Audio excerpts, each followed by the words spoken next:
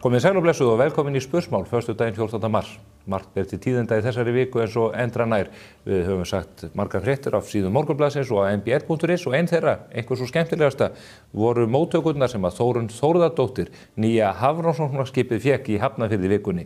Þetta skip sem að fylgja miklar og góðar hamingju óskir og við vonum að rannsóknirnar sem því fylgja muni leiða til öflugri sjávarútvegs í kringum landið. Þórunn Þórðardóttir þessi var enda fyrsta íslenska kona sem aflaði sér menntunar á sviði hafrannsókna, fædd 1925 og dáin 2007. Fyrir vel á því að nefna þetta góða skip í höfuðið á henni. Eitt af því sem við þurfum að rannsaka hringir í kringum landið það hvernig hvalastofnarnir eru að vaxa okkur eiginlega upp fyrir höfuð. Maður heyrir af sjómönnum bæði fyrir norðanland og vestan sem segja að hafið sé uppfullt af hnúfubak. Sú mikla og máttuga skepna étur gríðarlegt magn af uppsjávarfiski. Eða við höldum það allavega. Ekki nægilega rannsóknir sem við höfum unnið á þessu sambandi öllu saman. Myndirnar tala sínu máli. Við erum með vídeo hér frá síldarvinnslunni sem að sýnir hvernig sjómenn horfa upp á strókana frá þessum skepnum í hundraðatali hringinn í kringum landið. Þetta eru hlutir sem við þurfum að skoða til þess að varðveita nytjastofnana, bæði hvalinn en ekki síður fiskinn sem að hefur flutt björg í bú svo árhundruðum skiptir. Af erlendu vettvangi það þetta helsta frétt að Donald Trump heldur áfram að gera allt vitlaust. Hann núna að vinna því hörðum höndum að koma á friði í Úkraínu. Hann hefur lagt til formlega eða erindrekar hans að Úkraínumenn og Rússar geri með sér 30 daga vopnahlé til þess að leita leiða til þess að friðmælast á milli þessara ríkja. Rússar hafa tekið mjög dræmt í hugmyndina ólíkt Úkraínumönnum en Pútín segist ekki útiloka vopnahlé. Við skulum vona að Bandaríkjunum takist að koma þessum friði á enda mun það þyrma mörgum mannslífum, bæði almennum borgurum en ekki síður ungum hermönnum beggja vegna víglínunnar. Af innlenda vettvanginum að sjálfsögðu ekki stríðsástand sem betur fer, þó að við þurfum að huga vel að varnarmálunum og okkur sagt að nú stefni í að utanríkisráðuneytið muni bera nýtt nafn, utanríkis- og varnarmálráðuneyti. En úr fjármálaráðuneytinu bárust einnig þær fréttir að núna sé búið að semja við kröfuhafa gamla íbúðalánasjóðs. Ríkið ætlar að afhenda þessum kröfuhöfum 650.000 milljónir. Fyrst og fremst í skuldabréfum en reyndar í öðrum eignum líka meðal annars beinhörðum krónum. 650 milljarðar engin smá upphæð og þetta ætti að verða okkur áminning það að fjármálakerfið hefur innbyggða áhættu. Það ekkert til sem heitir áhættulaus bankarekstur. Og þegar menn tala á tillitugum mikilvægi þess að halda út í samfélagsbönkum sem hafi annað markmið en það að skila arðsemi og tryggum og góðum rekstri, það eru þeir menn sem munu leiða yfir okkur tjón af þessu tagi. Þetta tjón íbúðalánasjóðs má rekja til kosningalofars Framsóknarflokksins frá 2003 þegar allir áttu að geta tekið 90% lán fyrir sínu húsnæði. Það voru ekki lánin sem slík sem ollu þessu tjóni, heldur misvitrar ákvarðanir opinberra starfsmanna sem að töldu að hægt væri að fjármagna sjóðinn með einum hætti, það að segja innlánin og útlánin öðruvísi. Þetta hrikalegt dæmi og mun leiða yfir okkur þetta mikla tjón og þetta mun skerða lífsgæði Íslendinga á komandi árum og áratugum. Það vonandi við látum okkur þetta kenningu verða.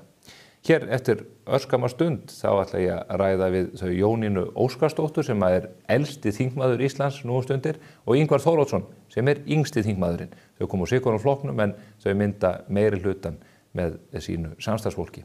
Að því loknu ætlum við að ræða við Tryggva Hjaltason, hernaðarsérfræðing meðal annars í Úkraínu, líka stöðuna milli Bandaríkjanna og Kína og í lok þáttar mætir hingað doktor Ragnar Árnason, hagfræðiprófessor fyrrverandi og hann ætlar að ræða Evrópusambandið og hver veit nema ég muni aðeins koma inn á þau mál hér í fréttum vikunar með þeim Ingvari og Jónínu. Fylgist þið með.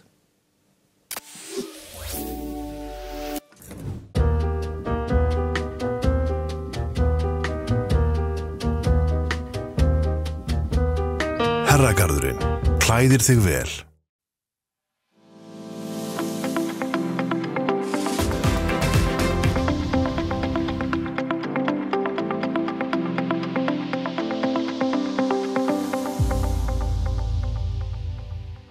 Meinhollur, ljúffengur og sívinsæll.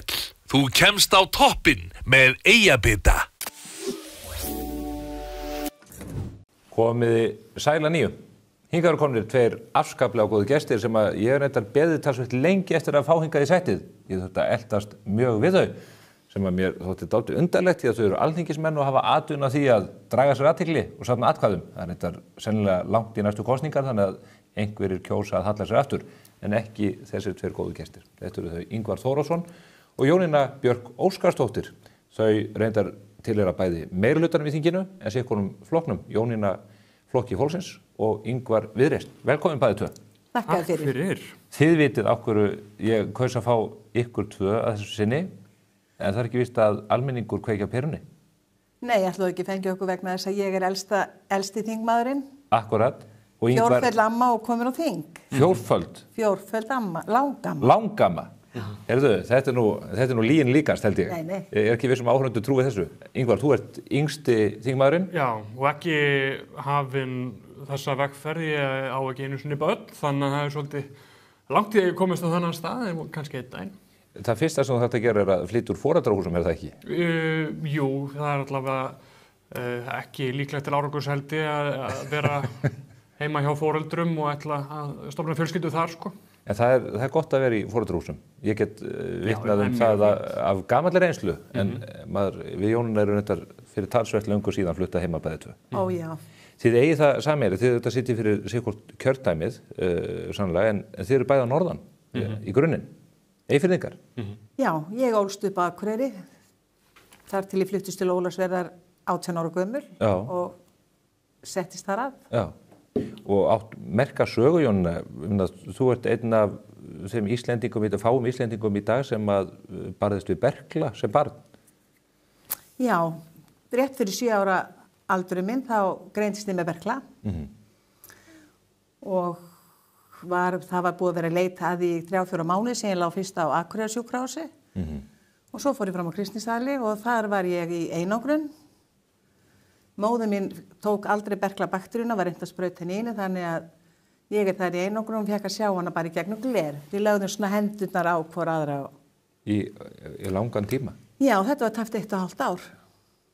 Þar sem þú varst ekki neinni beinni tengingu í móðina, nema bara sjónrænt. Já. Það hlýtur nú að hafa mótað þig. Já, sko þegar ég lít tilbaka þá hugsa ég að þetta hafi farið verr með móður mína heldur nokkuð til mig því ég var náttúrulega að hafa leikið við mig á tá og fingri alla daga. Hjúkrunarfólkið og ég fekk að var klædd í sloppa eins og þær með kappa og fekk að trítla með þeim og gefa lyfin. Og ef þá kom að einhver var látin þá var alltaf sagt um mig að nú andinn farið frá honum og nú skulum við breiða yfir hann. Þannig þessu lærði ég bara strax að þetta var bara eitt af lífinu. Þetta er veruleiki barns að deyja. Já, og inn á Berklaheilinu á Kristnesi. Merk stofnum það. Það er nú safn þarna í dag, hælið, mitt sögu Berklaheilisins. Minningar þaðan? Já, hefur farið þangað? Já, mjög skemmtilegt og fræðandi safn fyrir þá sem ekki bara hafa vitað af þessu sjúkdómi. Nei. Þetta er horfið úr minni fólks á okkar aldrei náttúrulega, við kynntumst þessu ekki og höfum ekki upplifað nema bara í gegnum COVID eitthvað við líka. Þetta var þetta faraldur sem að lék þjóðina mjög grátt. Vífilsstaðir eru ein minningin það. Já, svona er samt að koma eitt og eitt berklatilfelli sem að stingum alltaf í hjartastað og hugsa alltaf til barnanna minna, sko. Já, og þeir eru ónæmir, sýkla, lyfja, ónæmi er útbreitt sérstaklega í rússneskum fangelsum og á slíkum stöðum. Ingvar, Akureyri, þú ert alin upp þar líka frá... Já, svona alin upp að hluta, ég fæddur þar, man ekki eftir fyrstu árunum mínum á Akureyri, en foreldrar mínir, þau áttu mig mjög ung, mamma átti 1 ár eftir í MA og síðan drösluðu þau mér svona með sér í gegnum læknisfræði, fyrst í Reykjavík, þau voru í Háskóla Íslands, ég held svona mínar fyrstu minningar eru af fjölskyldugörðunum við Eggertsgötu, stúdentagörðunum. Það svona man ég fyrst eftir mér og er í Hlíðaskóla fyrstu 5 árin, en síðan þegar grunnnámið er búið þá er farið út til Gautaborgar í Svíþjóð í sérnám. Þannig að þar voru síðan næstu 5 ár og síðan ákveða foreldrar mínir að svona já, það var ákveðið millilending á leiðinni heim að flytja til Lillehammer í Noregi. Þannig að þú er góður í skíðastökki? Já, ég mætti vera betri. Og þá var ég hafði í rauninni engan áhuga á að fara í menntaskóla í Lillehammer. Þannig að það var þá sem ég var alveg svona sendur heim til fjölskyldu á Akureyri, bjó hjá og var í menntaskólum og þá svona svona varði ég aftur pínu Akureyringur, sko. Og hef, búið þar síðan fyrir utan þegar ég var hérna, sér í mínu háskólanámi.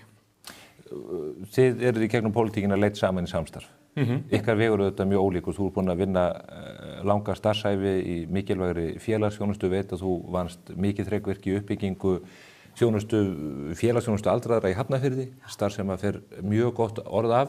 Þú ert nýskriðin út úr háskóla, ekki með sama reynslupakkan á bakinu. Hvernig fyrir ykkur að vinna saman? Getur þú tekið drenginn alvarlega þetta töknan til eins og barnabörnin? Þú töktaði mér nú til í gær þegar ég var ekki alveg að fylgja forsetastólsprótókollum. Þá svona, já, Jóna, það rétt, ég skal passa þetta næst. Frú forseti? Já, það ekki.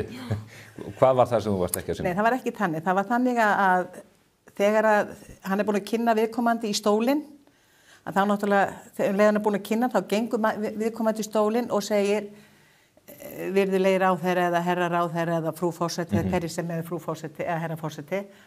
Og hann má aldrei setjast fyrir að búið að ávarpa hann, þá sest hann. Forsetin? Já, en hann var sestur, hann var þá í forsetastóli og var sestur áður en að viðkomandi ávarpa. Þvílík ósvinna. En núna mun ég passa þetta og ég gerði það í dag. En þó ekki í gallabuxum? Nei, ég hef ekki verið í gallabuxum, nei, hingað til. En nú Jón Gnarr, hann að leggja það til að þið verið sett í skikkjur og hefði með hárkollur í þingsal. Já, ég tek þessu fagnandi. Mér finnst mikil synd að Bretar hafi hætt þessu. Þar þingforsetinn bara með skikkju, hann var áður með svona glæsilega hárkollu. Harrúk. Ég myndi leggja til að Þórunn Sveinbjarnar stígi fram með góðu fordæmi og athugi þetta. Já, byrja á þingforsetanum. Já, líka beinast við. Já, hvernig líst þér á þetta, Jónina? Já, Jón alltaf gamansamur, sko. Ég segi bara, þetta svona að fólk með ekki, það var bara að bera virðingu fyrir þingin, það var að vera vel klætt og vel til að hafa. Gallabuxur eru náttúrulega fyrir neðan það eru oft dýrari heldur en bara snýst ekki verð, sokkar geta verið dýrari en þú þótt ekki að voru sokkarlistum í þinginu. Nei, það alveg rétt. En svo líka annað segja að ég saknaðist líka, það bindisleysi herramanna. Já, auðvitað ég verið með bindi. Mér finnst það svona punkturinn yfir þegar út konið fötin, sparifötin. Hárkollurna getur nú kannski komið vel út sérstaklega fyrir þá sem eru hárlausir. Sigurjón Þórðarson og Logi Einarsson myndi kannski fagna því að fá loksins eitthvað á toppstykkið. Það ekki? Jú, eflaust. Síðan hefði það sem held ég, Jón var að, þó að það voru náttúrulega skemmtilegar ræður sem hann við fluttum þetta, það sem hann var, held ég svona, gagnrýnin í þessu var að það sé hvergi augljóst, nákvæmlega einhvern veginn hverja reglurnar eru eða viðmiðin, en síðan sé svona verið að nýta í fólk með þetta og jafnvel þá svona pínu til að skjóta fólk niður. Já. Og það finnst mér alveg fullkomlega eiga rétt af sér að þá sé bara svona kannski nokkuð skýrt hvað megi og hvað má ekki í þessum efnum. Sko. Hálstau mjög augljóst dæmi, en þetta kannski aðeins flóknara mál með konurnar, því að það ekki eins hefðbundið eða svona fast snið hvernig svona spariklæðan á sí. Það alveg rétt. En það líka þetta með gallabuxurnar hjá Jón. Ég held að hann var líka að tala um þetta vegna þess að hann hefur séð fleiri í þinginu í gallabuxum og þeir hafa ekki verið á því. Einmitt. En það svolítið skipt stigsmunir að því hvort að þú koma bara á nefndardag og ferð aldrei inn í þingsal. Nei. Því þingsalurinn já. Og hann er friðhelgur staður. Þannig verið að setja fólki að þjóðinu lög. Já. Má ekki drekka kaffi þar heldur sem að það má ekki. Hefur gert það verkum að ég sitt svolítið mikið í hliðasölunum og hlusta á fundið þar. Södra kaffi þaðan. Og þið eru í samstarfi og þetta eru 3 flokkar. Það hefur gustað þetta stjórnina á fyrstu vikunum og mánuðunum, aldeilis sem að við fáum nú guðsutna frá þínu fólki út af okkar mjög eðlilega fréttaflutningi. Hvernig er svona takast á þetta? Þið eruð ekki sammála öll mál. Það við þekkjum eitt frægt máli, þetta er bara afstæða þín til strandveiðana, þú ert alveg á móti því kerfi, en þið eru fylgjandi því. Já. Hvernig náðu það að sætta þessi sjónarmið? Það bara mjög auðvelt, sko. Við erum þannig á þingi til að hver taki sína afstöðu til sinni samfæringu og við vinnum saman og við segjum já og nei við hvort annað, sko. Það ekki það að við göngum öll í eina sæng og breiðum yfir haus og rífust undir sænginni. Nei, við gerum það bara málefnalega, við erum með vikulega sameiginlega fundi, þar sem við ræðum öll mál og það svona tekist á hvort eitthvað maður heyri strax hljóði sko, hverju svona eru með og hverju á móti og það bara unnið út frá því og það gengur bara mjög vel og þetta það sem ég segi að fórum með síðustu ríkisstjórn, þau funduðu aldrei saman. En hvað gerir þú eins og í málefnum með strandveiðarnar? Þú skrifaði mergiða grein hérna í fyrra haust, færðir vegamikið rök fyrir því að þetta kerfi væri alveg snar galið og svo ætlar að bakka þau upp í ruglinu? Sko, til að byrja með bara með hvernig við förum að því að þá erum við náttúrulega með fjölflokkakerfið og hefur alltaf verið þannig að fólk er ekki sammála og þarf að finna einhverja svona málamiðlanir, málamiðlalendingu og það náttúrulega ásist það líka innan flokka eins og við vitum öll líka sem við setið landsfundi að það náttúrulega verið að takast á hvernig stefnan eigi að vera og hún að vera svona hinsinn.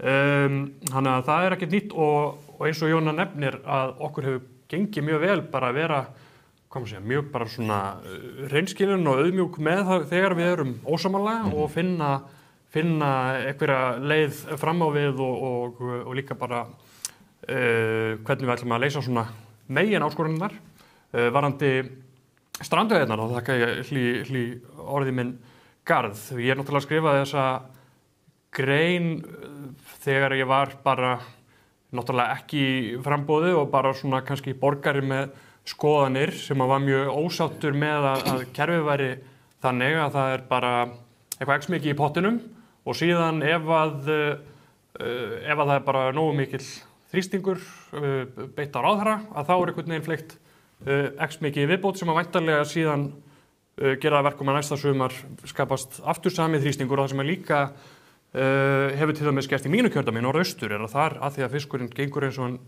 gerir yfir sumarið að þar eru smábátasjómenn ekki að svona taka þátt í partíinu með sama heiti og annars staðar. Þeir sigla bara Patreksfjörð og veiða þar.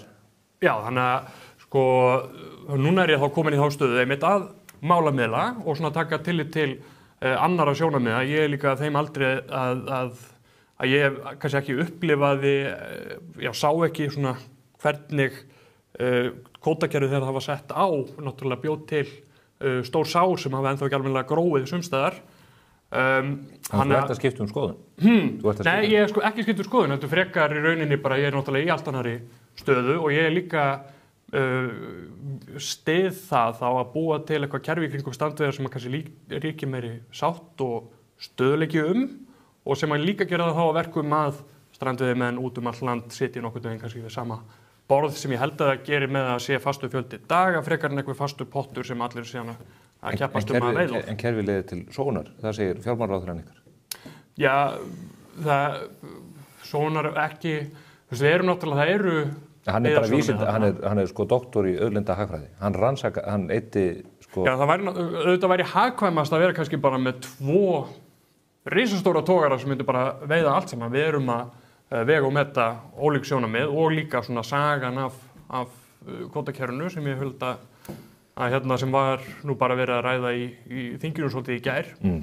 Þannig að ég ítreka það að ég styð það að koma á þá einhvers konar öðruvísi kerfum strandveiðar sem að ríkir svona sátt og stöðuleikjum en ekki alltaf verið að þá hringla í á hverju einasta ári sem var það sem að gerist þarna seinasta sumar og var tilefni þess að ég skrifaði þessa grein. Þú knýr á þingi en þú nærða svona snúaði bara þokkarlega vel út úr þessu. Sko það sem ekki Jóna? Ekki sammála því? Jú, þetta er alveg, þetta er snillingur í sér. Sko það sem að með þessar 48 dagar sem við erum að berjast fyrir og sem að verða veruleika, það út af því að fiskurinn hann náttúrulega kemur vestan frá og gengur austur fyrir, eða kemur að Suðurland og fer þennan hringinn sem sagt og austur og alltaf þegar hann var komið svona við Húnaflóan og Norðurlundiland, þá var potturinn búinn. Þannig að austfyrir Norðurlendingar og austfyringar fengu aldrei að veiða þennan kvóta sinn. Þannig að þetta voru oft bara litli bátar sem voru að leigja kíló af þorski af stórútgerðinni sem fær fiski fyrir einhverja 50-60 krónur á 300-400 krónur. Og þetta finnst okkur bara ekki uppbyggilegt ef við ætlum að halda landinu öll í byggð.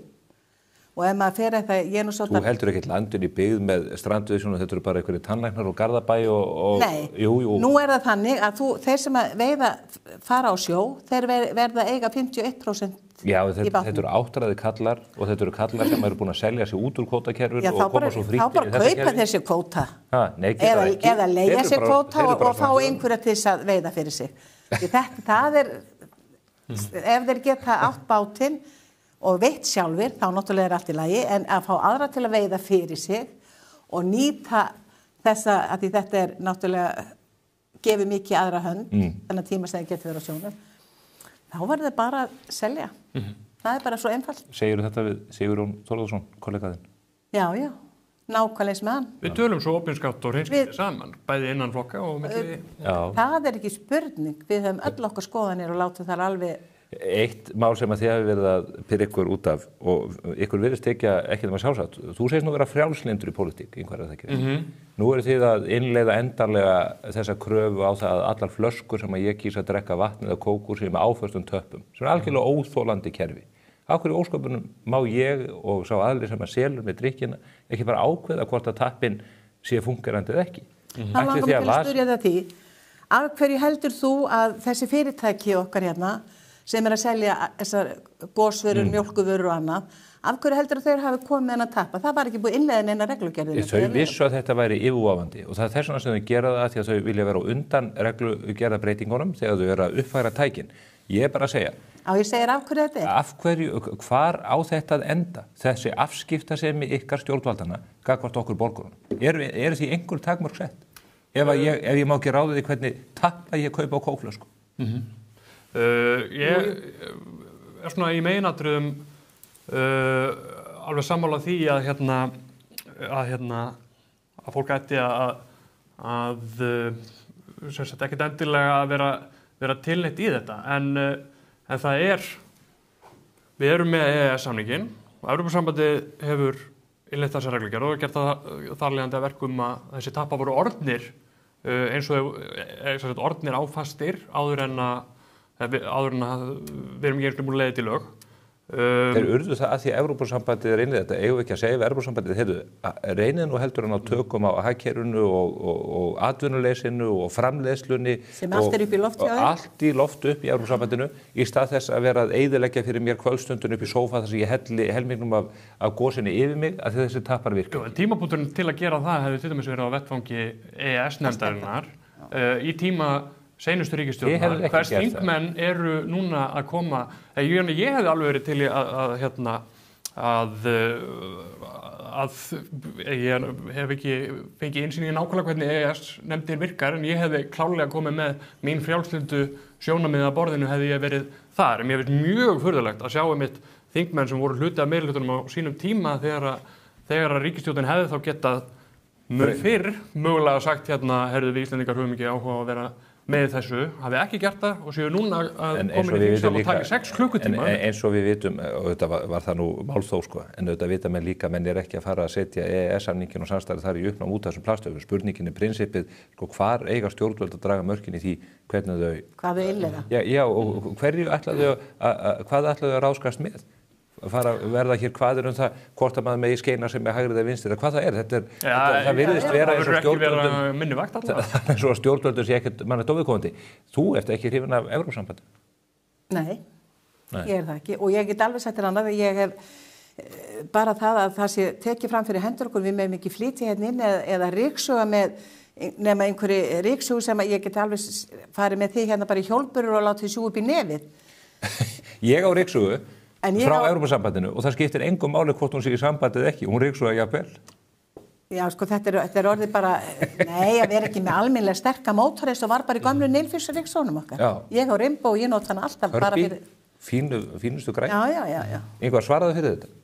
Þið viljið koma okkur endanlega inn í þetta gímal. Sko, ég er Evrópusinni og ég menna þetta er þá annað dæmið þar sem að minn flokkur og flokkur Jónínu eru ekki sammála en hafa náttúrulega sameinast það við gerð stjórnarsáttmála að þjóðin fái endanlega svona að leggja svona sinn dóma og hvað ég að gera í þessu máli. En af hverju vilt þú, sko spurningin ekkert þjóðaratkvæðagreiðslu eða samning eða eitthvað slíkt, sko, af hverju vilt þú fara inn í samband sem er í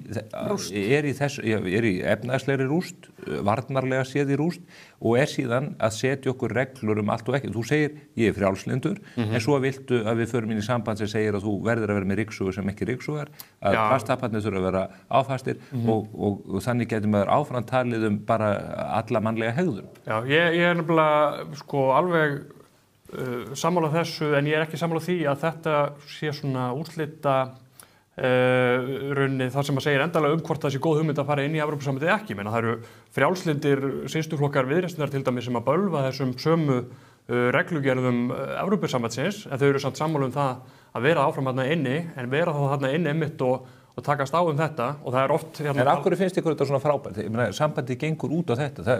Mario Draghi skrifar Sambandið gengur ekkert út á þetta. Það gengur náttúrulega út á fyrst og fremst að fella niður landamæri, þannig að við séum með einhverja mjög stóra heild í staðinn fyrir litlar einingar sem eru síðan að vera að keppa við Bandaríkin eða Kína. Þú getur fellt niður... Við ætlum að fella niður landamæri. Við getum bara gert tollarsamband við þessu lönd. Fríverslunarsamninga, því að hafa nú verið að samþykjast líka núna við Indland og Chile. Hvað þýðir það fyrir okkur? Það var nú farið við það, til dæmis í tilfelli Indlands, að þá hafa viðskiptin ekki verið mjög mikil, en þegar það komið fríverslunarsamningu þá náttúrulega skapast uppfyllur til að auka það. Váer var nú með beint flug skammt skeið til Indlands, hugsið ykkur, þannig að það var komið beint flug. Þú skrifaði nú heila bók það, góð bók. Já, sæla minninga, frábær bók. Hún á 295 krónur núna á bókamarkaðnum í Holtakölu. Já, ég hlustaði á hana á Storytel. Fleira í þinginu sem að þið kljást við fyrir utan plastappa og fríverslunarsamninga? Þetta nú bara allt sem að mjúkt og gott niður í þingi hjá okkur. Það svona þegar málin að koma inn, þingmálin að koma inn til okkar í vinnslu og það svona, ég myndi segja að það væri fínt að vera með viðtal þingið eftir svona, undir lokin. Ertu að biðja að fá að koma aftur? Að þá Jú, þetta til á spólu. En þá getur þú fengið svona upp hvernig málin ganga og hvernig ganga fyrir sig. Þetta að koma í þetta í fyrstu umræðu flest mál og fyrstu umræðu og þannig að þetta svona, það ekki komið neinn svona hrein mynd með að móti eða... Eitt langar mig til að spyrja ykkur út í, að því að ykkar flokkar báðir hafa verið mjög skeptískir á hvalveiðar. Ég var hér í inngámstexta af fjallum Hnúfubakinn. Ég var að tala með menn sem voru á siglin Eyjafjörðinn og þegar koma Hrísey og voru búin að telja 100 hnúfubakka, bara inn í firðinum.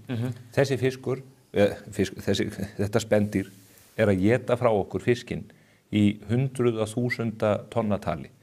Verðum við ekki að reyna að ná einhverjum tökum á þessu eða eigum við bara að láta hnúfubakinn éta frá okkur verðmæti?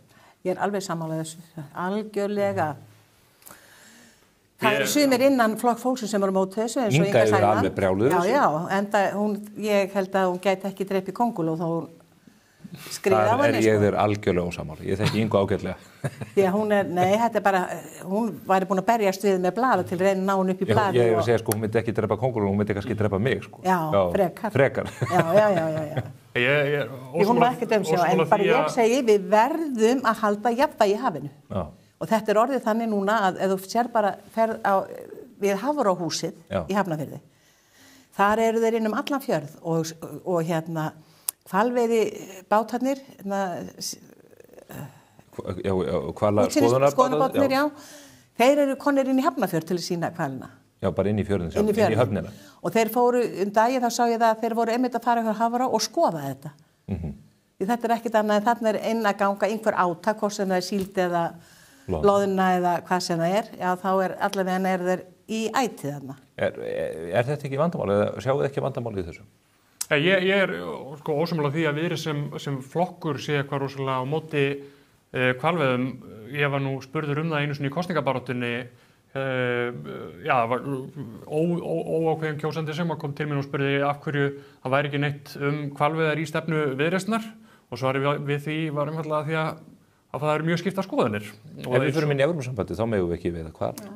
Já, við getum eins og ég skrifaði fína grein sjávarútvegsmálin í samhengi við mögulega Evrópusambandsaðild fyrir seinustu kosningar að þetta væri þá annað mál þar sem að við getum í rauninni í krafti þeirrar sérstöðu sem við höfum mögulega samið undanþágu frá því og hvað ef við myndum vera í einhverju slagtogi með Norðmönnum að þá þeir eru líka að stunda En heldur þú að þetta sé eitt af því sem þú getur opnað pakkan og skoðað í og samið þeim?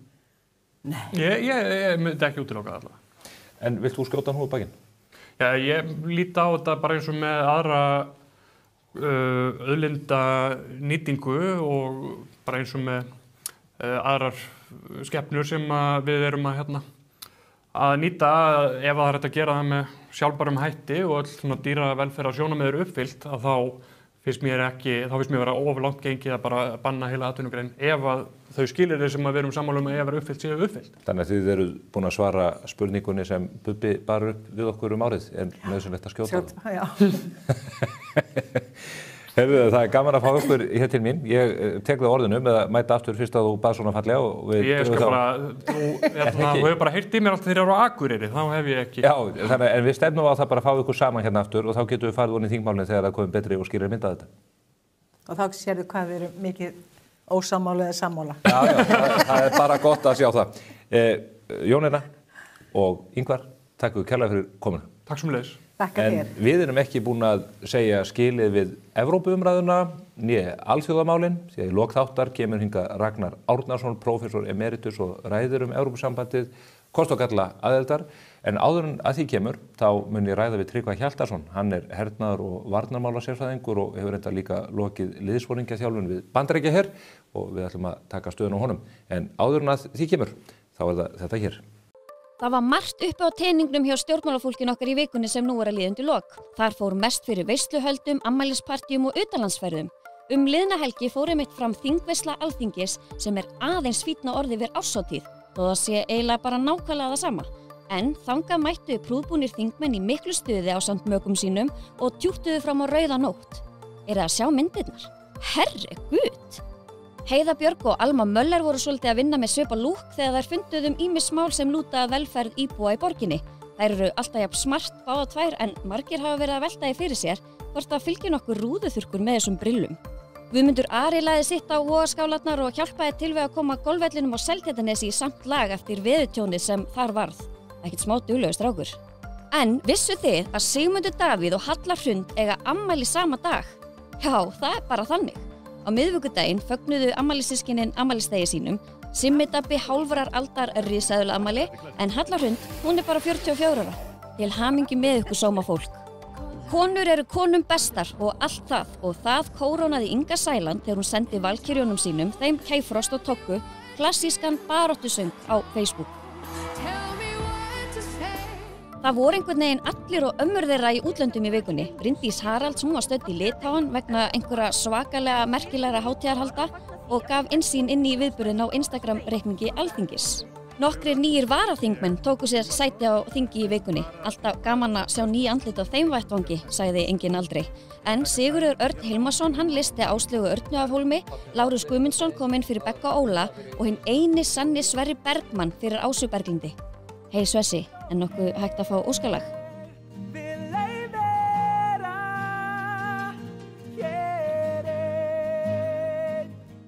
Á meðan herramennirnir voru við þingstörf skelltu þær Þórunn Sveinbjarnardóttir, Ása Berglind og Áslaug Arna sér í skvísuferð til New York og sóttu þar kvennanefndafund Sameinuðu þjóðanna. Pavel Bartosek fór til Noregs ásamt Aðalsteini Leifssyni til að vera viðstaddir landsfund Venstre. Að sjálfsögðu nýtti Pavel tækifærið og smellti eina strangheiðarlega sjálfu. Kay Frost fer alveg að taka við af Snorra Másinni sem virkasti samfélagsmiðlarinn en hún fór til Brussel að skoða höfuðstöð á NATO á dögunum. Manni líður bara eins og það hafi enginn verið eftir hér heima til að stýra landinu.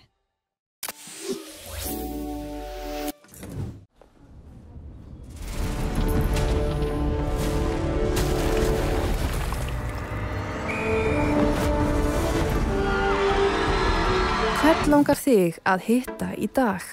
Pennin Eymundsson. Komdu og reynslaktu glænýjum Toyota Land Cruiser 250 hjá viðurkenndum söluaðilum. Toyota. Förum lengra.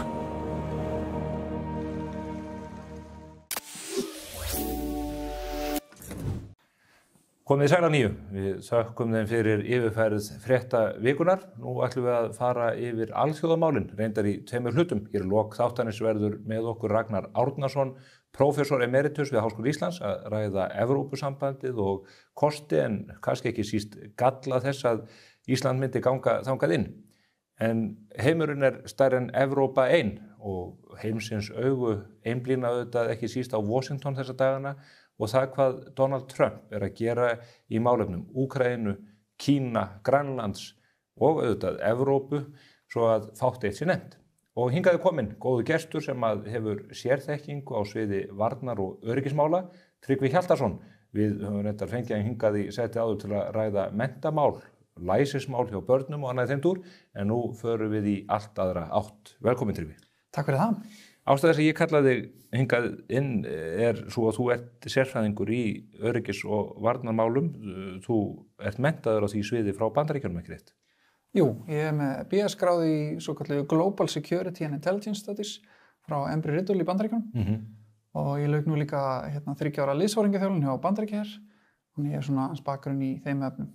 Hvernig, spyr ég, lífsreynsla það að ljúka slíkri þjálfun? Það var mjög fróðlegt og margt svona sem að situr eftir til dæmis að því að nú að ræða mikið agavandamál í íslensku skólum. Það var rosalega gott agakerfi í Bandaríkjaher, ég hef bara aldrei komið í annað eins og líka svona eins og maður kallar meritokrasi eða svona þú ferð áfram eftir mælingum eftir hvernig þú stendur þig. Veruleikarnir ráða. Já, veruleika og það var allt mælt sem við gerðum, bara allt, bara arbeidnar og hlaupiðinn og leiðtogaþjálfunin og skothittnin og hvernig þú klæddir í búninginn og hversu seint þú mættir og svo framvegis og svo bara settir upp listar í herstöðinni og þú vissir alltaf hvar þú varst í öllu og þannig vissir alltaf hvernig þú varst að elta og alltaf hverju var eftir. Og hvernig þú gast þá líka bætt þig vantarlega? Já, þannig að mér finnst þetta mjög gott kerfi svona að vera upp á þetta að gera. Í hverju varstu slappastur? Ég var slappastur í langhlaupunum með rucksack march var að kalla, hlaupa með bakpoka. Já. En þú æft þig upp í þeim efnum, vænti ég? Ég reyndi að gera það. Já. Ég þekkti þennan bakgrunninn auðvitað frá fornu fari en svo tók ég eftir því að þú hefur nú gert átt að því að birta svona greiningar á stöðumála og í liðinni viku þá fórstu aðeins yfir þessar aðgerðir sem Trump að grípa til og ég held að það sé ekki vanþörf á því að ræða þetta eins á dýptina því að umræðan bæði einsleit og hún í upphrópanastíl, hún snýr fyrst og fremst að því hvort að tollarnir á Kanada séu 25-50% en menn fara síður á dýptina það hvað manninu gengur til. Margir halda fram að hann sé sennilega bara brjálaður. Já. Sko ég held að það var mjög gott. Það sem fróðlegt við þessa forsetatíð hjá Trump að hann og hans innsti hringur í 2 til 3 ár búin að leggja spilin frekar vel á borðið og að það verið að hlusta á hans nánasta hring bara í podcastum til dæmis undanfarin ár. Þá hafa þeir lagt bara frekar skýra sínu við hvað þeir vilja gera og það ég myndi segja svona 3, kannski 4 hlutir sem að þarf að hafa í huga sérstaklega kemur Úkraínustríðinu. Trump náttúrulega verið mjög blátt áfram með það Ameríka fyrst og á allt annan hátt en forsetar hingað til. Hann segir það America first og make America great again. Já. Það verður ekki skýrara. Nei, það verður ekki skýrara og það náttúrulega svona ákveðni vinklar eins og sérstaklega að sigra gervigreindarkapphlaupið. En fólk kannski gleymi líka í því að Ameríka sé fyrst að þá mjög mikilvægt að engin annar náði þeim og það bara eitt ríki sem að Trump hefur talið og ítrekað talað að hann telja geti náð Bandaríkjunum og það Kína. Þannig að það annað mikið forgangsatriði hjá honum að veikja Kína og að tryggja Kína geti ekki náð Bandaríkjunum. Þá mjög mikilvægt að setja það í samhengi við að það algjört eitur í beinum Trump-stjórnarinnar að Rússar og Kínverjar vinni svona náið saman. Þannig að það eykur geopólitíska áhrif Kína alveg gríðarlega. Landfræðilega séð tengingin inn í Evrópu og hvaðina. Já, og bara til dæmis aðgengi að hráfurum sem að Kína hefur alltaf vantað. Það ekkert ástæðulaus að Kína að byggja hraðbrautir út alla Afríku og hafnir og kaupa landsvæði og námur þar. Þeim vantar þungmálma og sjaldgæfa málma sem þarf til dæmis til að byggja upp örgjör og svo framvegis. Það bara ekkert ríki í heiminu líklega ríkar af þessu heldur en Rússar og Rússar hafa búið Kínverjum svolítið aðgang að þessu. Og hitti náttúrulega hergögnir og hernatæknin sem að Kínverjarnir hafa óskað eftir aðgengi af og þetta bara hendar Kínverjum mjög vel og þetta minnir mann svolítið á þegar Nixon fer til Kína mjög óvænt í miðju kalda stríðinu og opnar á samband við Kína þá var það í rauninni akkúrat öfugt. Það var markmið að skera Kína frá Sovétríkjunum af því þeir eru ágjörðið að Kína myndi magna svo upp mátt Sovétríkjana. Það mynda svo svakaleg blokk þegar þessi risa veldi, Kínverjar auðvitað með sinn 1,4 milljarða manna og Rússar landmesta ríki gjörvallrar veraldarinnar. Já, ég minna að Rússar eru með það opnast norðurskautssiglingar, Rússar eru náttúrulega bakdýrin í Evrópu og Rússar eru náttúrulega þrátt fyrir að þetta 11. stærsta hagkerfi í heimi, þeir eru svo sem ekkert efnahagslegt ofurveldi, þá eru þeir hernaðarlegt ofurveldi og í landflæmilegum tilgangi og þeir eru með neitunarvaldi í Sameinuðu þjóðunum og annað, þá er náttúrulega alltaf gríðarlega öflugur bandamaður fyrir einhvern eins og Kína. Engin þjóð í heiminum með jafnmörg kjarnorkuvopn undir höndum eins og Rússar. Þú nefndi líka í þessari greiningu atriði sem að mönnum kemur kannski ekki fyrst í huga þegar menn horfa á Trump og framgöngu hans, en það friður. Hann þrátt fyrir allt og sýndi það á fyrra kjörtímabilinu frá 2017 til 2021 að hann vill frið, hann vill ekki beina vopnum gegn andstæðingu sínum. Nei, akkurat. Þetta eitthvað svona, ég ofta að minna fólk á þegar að vera að ræða Trump og ég sjálfur ekki yfirlýstur andstæðingun í stuðningsmaður Trump en að horfa meira á hvað hann gerir og minna hvað hann segir og hann til dæmis eini Bandaríkjaforsetinn ég man ekki hvað marga áratugin, þeir eru margir sem að hóf ekki neinn í stríð og byrjaði ekki til dæmis nýja herferð á loftárásum á einhver ríki og svo framvegis og hann sjálfur hefur nú verið svona eins og hann nú ekki oft kannski staðfastur í skilaboðum lengi yfir mörg mál að þá hefur hann verið mjög staðfastur í því að hann vill stuðla að friði og hans svona friðar nálgun svolítið, ef maður fær að sletta á enskunni peace through superior firepower og hann hefur talað það að Bandaríkin á að vera það öflugt hernaðarveldi að það var ekki nokkur mann að detti í huga að ráðast gegn þeim og ef þeir þurfa þá eitthvað að hreyfa sig þá að gera það mjög kröftulega og hratt og stutt. Og þetta ekki að lendi þessum langdregnu styrjöldum sem að ég sagði að 20. aldar uppfull af Kóreustríðið, Víetnamstríðið og síðan auðvitað þessi ömurlegu stríð í upphafi þessar aldar. Já, akkurat. Og það alveg ljóst að ráðgjafa Trump telja að Bandaríkin sé að dragast inn í þannig áflóð einhver leyti í Úkraínu og það náttúrulega fyrir mjög taugarnar að þeim að fyrrum ríkisstjórn Biden hafi samþykkt $20 milljarða í útgjöld sem að þeir hafa sagt, Trump-stjórnin, að sé í rauninni ekki sett í samhengi við neinn árangur eða loka takmark og slíkur opinn tékki stuðli þá ófriði til lengri tíma, hvort sem það rétt mat eða ekki, að þá þetta hugmyndafræðin sem að fara inn í þessar aðgerðir þeirra núna og verður að hafa í samhengi við það. Hvað sýnist þeir vera að gera? Hvert er planið varðandi Úkraínu? Sko, Trump, ég hvet fólk ofti að horfa á Apprentice-þættina sem að Trump var nú með 14 seríur af því að hans samningataktik svolítið fá menn að borðinu, fara síðan að miklu afli gegn þeim og þetta kallað bara anchoring þetta kallað að ég biði miklu meira af þeir en ég kannski í raun og veru að reyna að fá. Óþægilega. Já, og sýni allt mitt afl og vald í leiðinni. Svo leyfi ég bara þér aðeins að bíða og meta þitt landslag á meðan og minni það á meðan. Þú ert að fara að tapa öllu. Og þá kannski endurmetur þú aðeins þinn raunveruleika og segir, ok, hann vil fá 50%, ég get það ekki en ég ætla hann bara að láta hann fá 10%, ég læta þá kannski bara að fá 30%. Trump ætlaði kannski bara að fá 20% allan tíman, svo kemur hann tilbaka og þú býður 30 og þá segir hann, ég tökum nú bara 20 og svo skal ég nú bæta þessu og þessu við.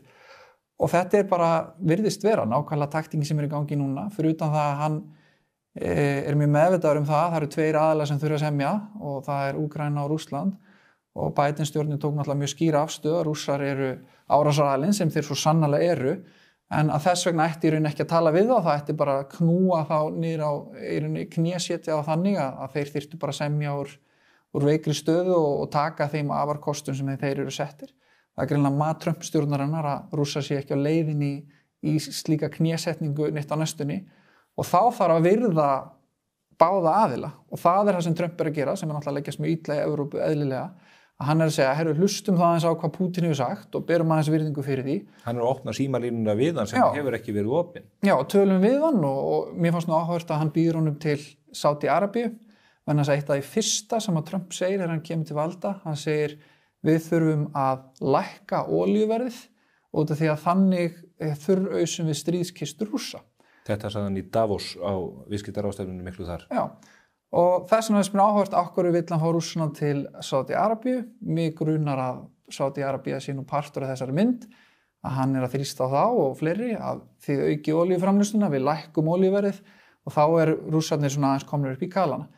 En hann held ég að reyna að búa til þannig stöðu að Pútín geti gengið út svona með einhvers konar reisn sem að Trump held ég að þekki nú betur en flestir að skiptir svona menn miklu máli og í þennan tíma frá þessum átaka sorglega fundi hérna með Zelenski í Hvítahúsinu og svona vikuna eftir það þá náttúrulega leit út fyrir að hann væri bara að ganga erinda Rússlands og eðlilega kannski mætti draga þannig ályktan einhver leyti. Hann kallaði Zelenski einræðisherra áður en að því kom, hann sagði að Úkraína hefði byrjað stríðið, allt glórulausar yfirlýsingar. Já, algjörlega. Er þetta þá útpælt heldur? Er þetta ekki bara, eins og ég segi, brjálaði maður? Já, getur ekki verið bara bæði?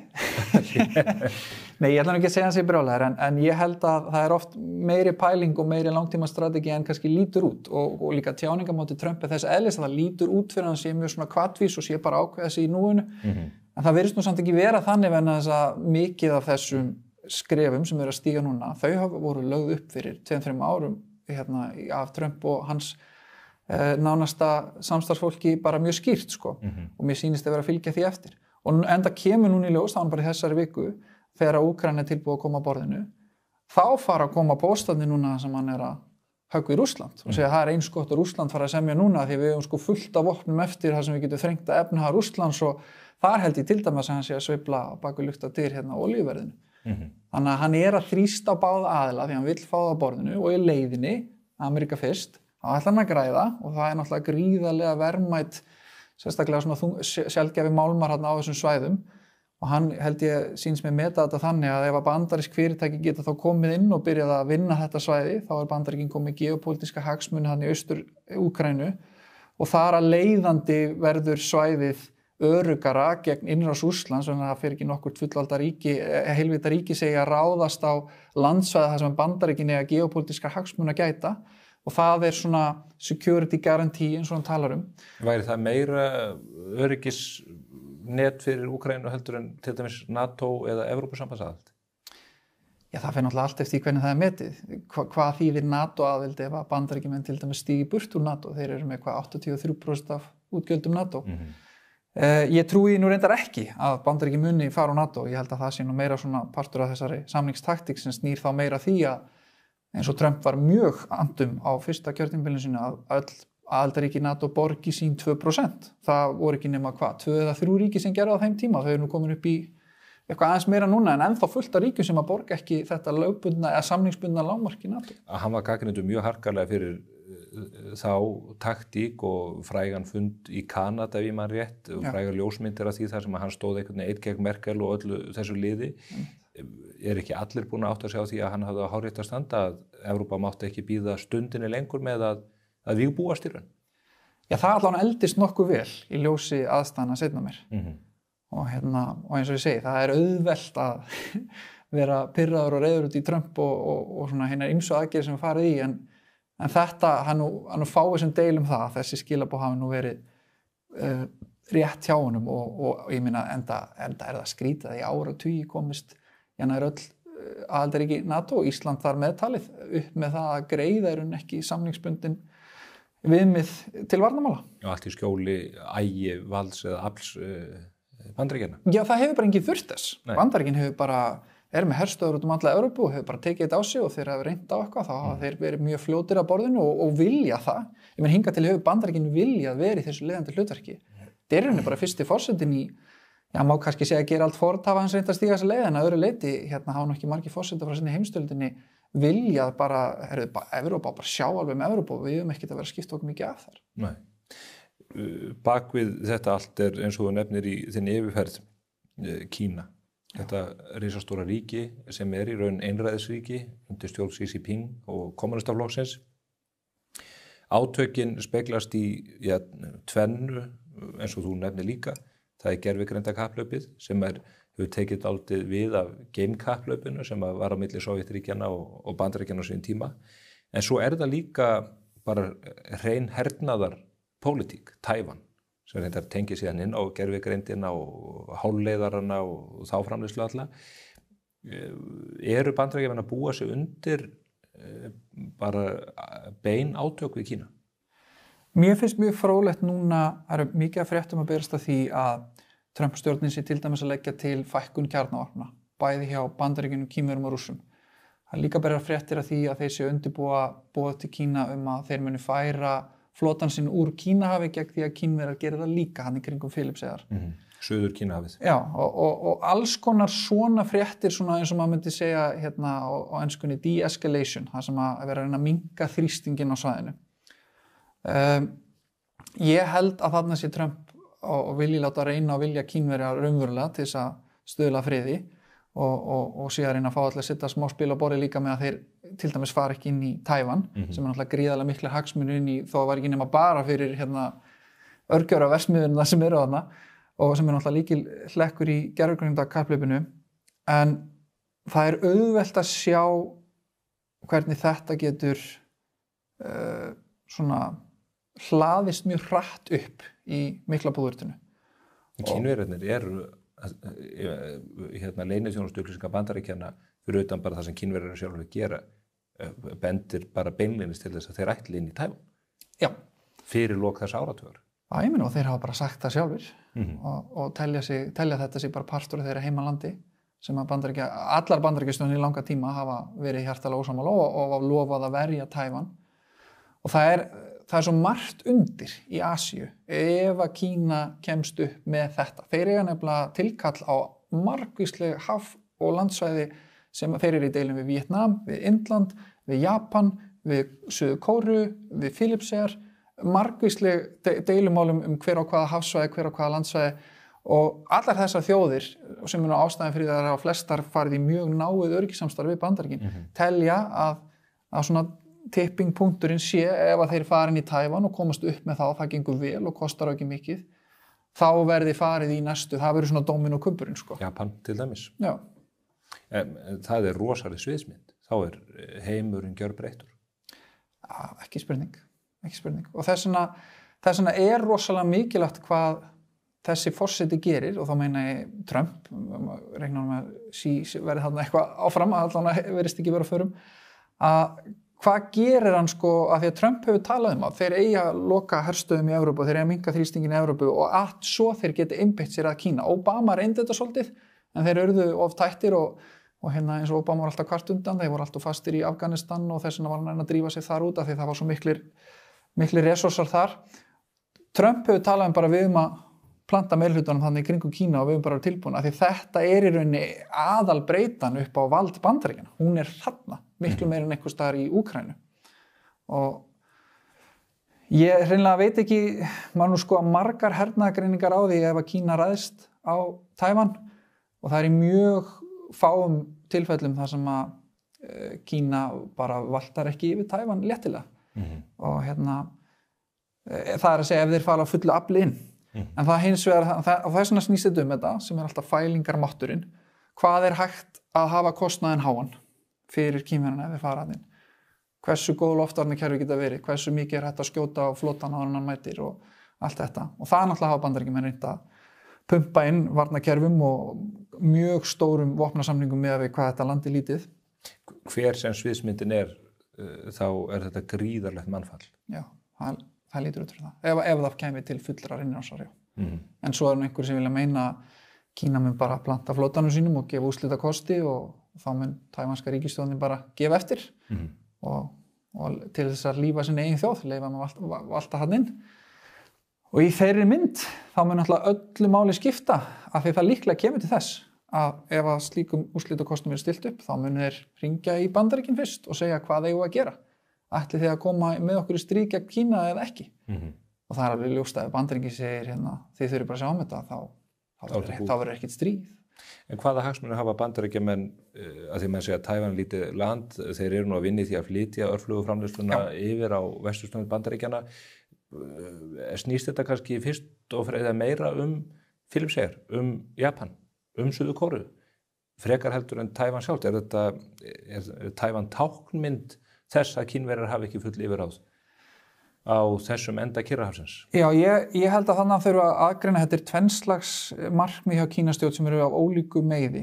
Tævan partur af þessu bara alveg úr kommunistabyltingunni. Þetta bara kínverskt móðurland sem að slapp í burtu frá okkur og Chiang Kai-shek og félagar fóru þarna og flúðu og sett upp sína eigin ríkisstjórn og sem er svona algjör móðgun við leiðtogann Mao og þetta þurfti bara leiðrétt og þetta kemur alveg bara svona í grunn DNA-inu frá kommunistaríkinu Kína frá fæðingu þess. Og þeir hefðu leiðrétt þetta 1950 ef að bandaríski flotinn hefði ekki siglt inn í sundið og hnyklað vöðvan. Já, sammála því.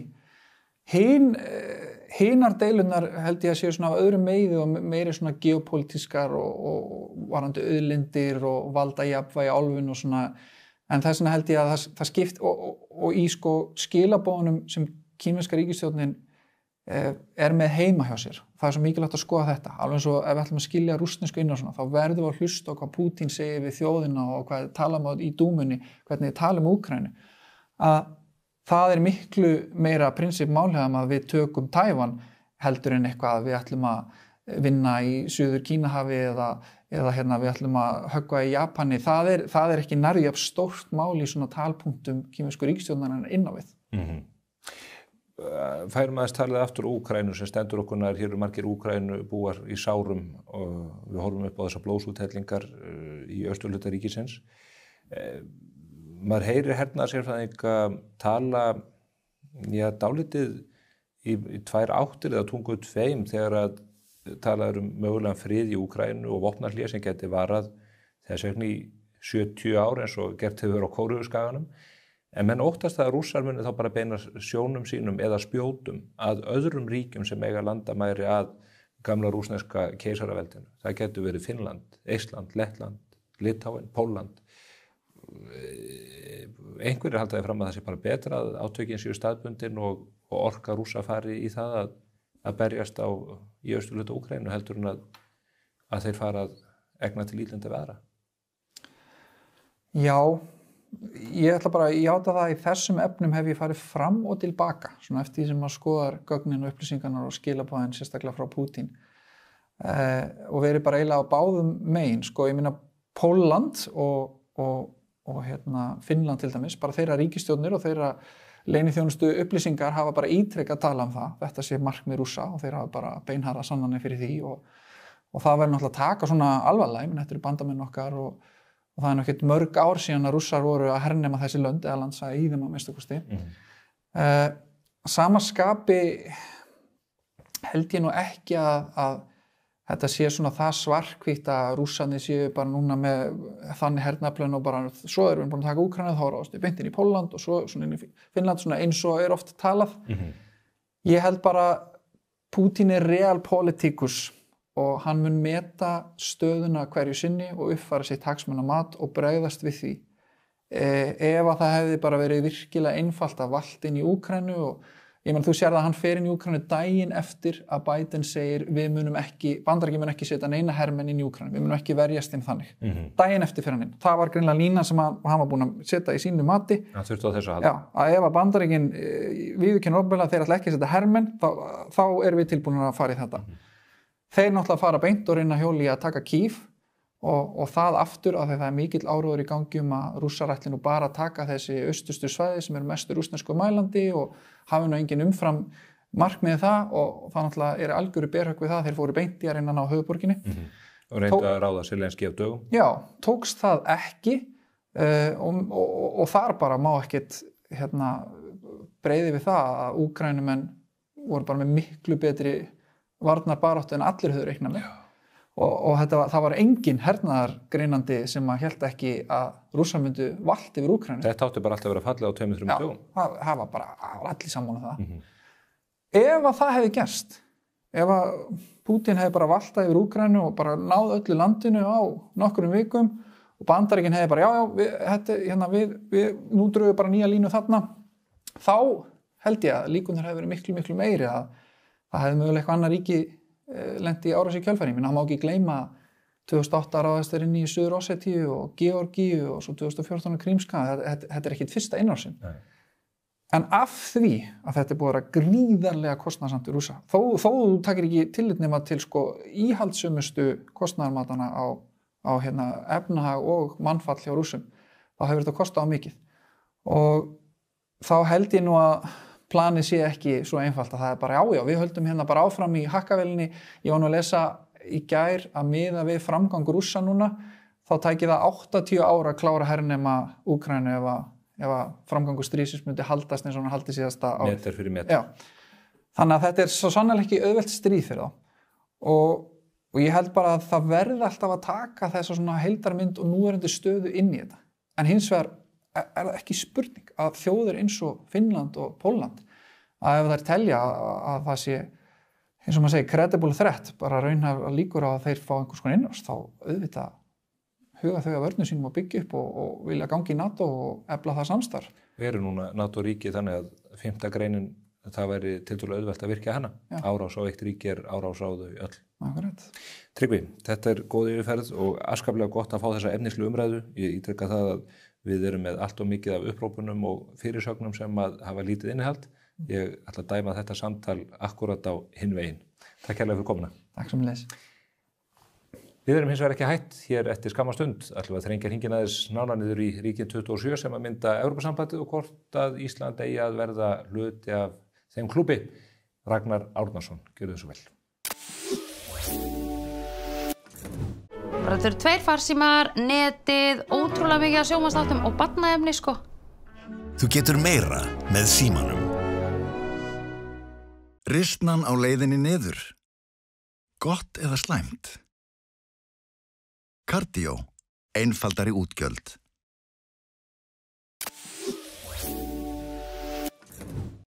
Við þökkum Tryggva Hjaltarsyni kærlega fyrir komuna og þessa áhugaverðu yfirferð hernaðarmálefni og varnarmál. En hingað kominn annar mjög öflugur sérfræðingur, Ragnar Árnason, prófessor emeritus við Háskóla Íslands í hagfræði.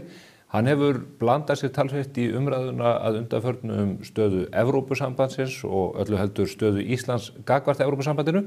Hann hefur lent í, ég leyfi mér að segja, dálitlu hnútukasti við Dag B. Eggertsson fyrir borgarstjóra og núverandi alþingismann þegar hafa verið að takast á það hvort að Íslendingar borgi margfalt hærri vexti hér heldur en fólk í nágrannalöndunum þar sem að evra hefur verið tekin upp. Ég bauð þeim báðum að koma hér í þáttinn, bæði liðinni viku og svo aftur þessari, en því miður átti Ragnar einn heimangengt og hingað hann kominn. Velkomin Ragnar. Kæra þakkir. Þú hefur lagt orðið í belgu þessi mála undanförnu. Við höfum nú gert þessu dálítið skil í Morgunblaðinu. Þú hefur flutt fyrirlestra þetta efni og svo drepið niður penna á öðrum stöðum. Það er alveg ljóst að efnahagsástandi hér eins og það blasir við okkur með háum vöxtum og það hefur gefið á bátinn. Þá sjá margir lausn í því að gangast Evrópusambandinu á hönd. Þú segir að myndin sé ekki eins einföld og menn vilja vera að láta. Nei, ef menn vilja gangi í Evrópusambandið að fá lága vexti, að þá er það sýndveiðin ekki gefin. Vextir í Evrópusambandinu eru mjög breytilegir. Jafnvel innan hóps evrulandana sem eru 20 af 27 ríkjum í Evrópusambandinu og til dæmis ef maður lítur bara húsnæðisvexti og þá hlaupa þeir á bili frá 1 upp í 3,5. Það er að segja hæstu vextir inn í hópi evrulandana eru 350% af lægstu vöxtum. Þannig að það eru bara ekki einir vextir í Evrópusambandinu. Það eru breytilegi vextir eins og reyndar allstaðar í heiminum því að vextir á mörkuðum, markaði í einstökum löndum fara eftir svo mörgum þáttum. Þannig að það er alls ekki þannig að ef við göngum í Evrópusambandið, jafnvel þó við tökum evru, að við fáum þá vexti sem eru lægstir í Evrópusambandinu. Svo kemur náttúrulega í ljós líka að vextir í löndum utan Evrópusambandsins, til dæmis í Sviss, eru mun lægri heldur en bara gengur að gerist í Evrópusambandinu sjálfu. Og af því dregum að þá augljósu ályktun að lágir vextir fara ekki eftir myntinni heldur einhverju allt öðru. Hvað er það sem ræður för? Ég býst við því að til þess að fá lága vexti að þá þurfum við að lifa í samfélagi það sem er ekki neitt gríðarlega góð fjárfestingartækifæri vegna þess að ef þau eru fyrir hendi þá leita peningarnir þangað og allir vextir togast upp á við. Og ef maður lifir í samfélagi sem hefur trausta peningastjórn og trausta fjármálastjórn og stöðuleika eins og í Sviss, þá hafa vextinni tilhengu til að vera niður á við. Líka held ég að sé þannig að í Svisslandi eru lántakarnir öryggir, það er að segja traustir og stór hluti af vöxtum í mörgum löndum, þar á meðal Íslandi, er álag sem lánveitendur setja á vextina vegna óvissunar það hvort að viðkomandi getur borgað eða ekki. En þetta eins og þetta blasir við okkur hér á Íslandi, háir vextir, fólk að borga óverðtryggða húsnæðisvexti núna í kringum 9-10% hreinlega. Þetta hefur reynt á þann þol margra, það erfitt fyrir unga fólkið að komast inn á fasteignamarkaðinn. Ef við myndum taka upp evru á morgun, myndu ekki sjá vextina lækkað einhverju leyti, eða er þetta einfaldlega bundið einhverjum allt öðrum þáttum eins og annarkot hagvexti, áhættu og svo eins og þú segir fjárfestingartækifærum í hagkerfinu öðru leyti?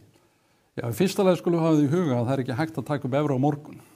Jafnvel að við gengjum í Evrópusambandið og stendum að því að taka upp evru, þá mun það taka mjög langan tíma og til þess að fá að taka upp evruna, það er að segja að gerast aðilað evru samstarfinu, þá þarf maður að fullnægja skilyrðum sem eru eiginlega þannig að ef maður fullnægir þeim þá hefur maður ekkert við evru að gera. Það er að segja vextir á Íslandi megi ekki vera umtalsvert umfram það sem gerist lægst í Evrópusambandinu. En segjum við tækjum bara upp evru á morgun og gerðum ekkert annað, þá held ég að húsnæðisvextir á Íslandi myndi eiginlega bara ekkert breytast. Og ástæðin er svo að það er sama eftirspurn eftir húsnæði, það er þess vegna sama eftirspurn til lánunum, það eru sömu bankarnir, það eru sömu lánastofnanir sem þurfa að veita sér lán og svo framvegis.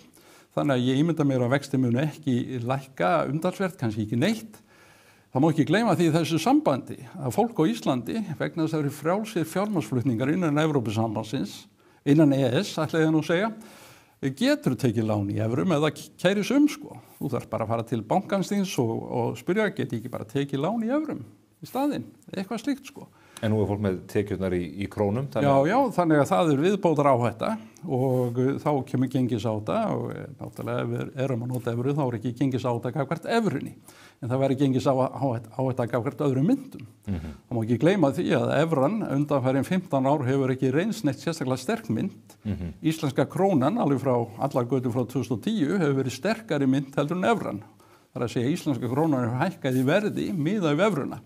Evran hefur lækkað í verði á meðan dollarinn og ég ætla ekki að tala myndir eins og svissneska frankan hafa hækkað. Þannig að þeir sem tala að taka upp evru vegna að það sé svo sterk og góð mynd sko, eru eiginlega algjörlega villugötum því að íslenska krónan hefur reynst sterkari mynd undanfarin 15 ár í það minnsta. Nú hafa stjórnmálaöfl eins og Viðreisn unnið stórtæka útreikninga sem að þeir segja síni fram á að herrkostnaður Íslands samfélags af krónunni sé 350 miljardar eða meira á ári hverju. Hefur þú farið yfir þessu útreikninga? Ég hef nú ekki gert það sko og ég hef nú heyrt svona fullyrðingar sko og ég held að það sé nú verulega rangar. Í fyrsta lagi sko að þá er afskaplega margt sem hangir á spýtunni. Við höfum haft okkar eigin mynd eins og reyndar Svíar og Danir hafa kosið að gera þó að þeir séu Evrópusambandinu hefðu getað tekið upp evru, hversu frekar halda sig við sína mynd og vegna þess að við höfum haft okkar eigin mynd þá höfum við getað haft peningastjórn á Íslandi sem hefur lagað sig að aðstæðum á Íslandi, hagsveiflum á Íslandi, áföllum og góðu gengið og í því felst gríðarlega mikill ávinningur. Með evru hefðu ekki getað haft þessa aðlögun og því hefði þess vegna fylgt verulegu kostnaður, mjög verulegu kostnaður. Í hverju felst hann?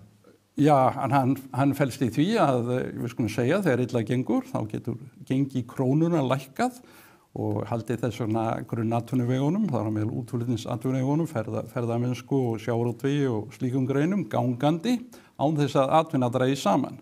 En ef við værum með evru við þær aðstæður og evra myndi ekki falla, sem er náttúrulega ólíklegt vegna þess að þeirra hagsveifla er allt önnur heldur en okkar, þá er ekki hægt að mæta þessum áföllum nema uppsögnum á fólki og þar með minni framleiðslu í landinu, þannig að þjóðarframleiðsla yrði minni. Og ef þjóðarframleiðsla er minni, þá er það ekki bara þau ár, sko, heldur dregur þá fjárfestingum og framhaldið í hagkerfinu verður lakara. Og sömu má segja það þegar gengur betur hér á landi heldur en í evrulöndunum að þá er eðlilegt að íslenska krónu hækki í sambandið þetta.